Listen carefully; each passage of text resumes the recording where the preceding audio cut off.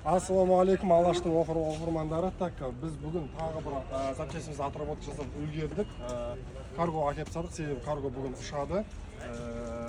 Так, бүгін AS 250 2015 жылғы буклинзолы фара оң жақ алдық, және бампер алдық, және круг алдық. Ағамыз полностью өзі көріп алдық, машинаны тексеріп бердік.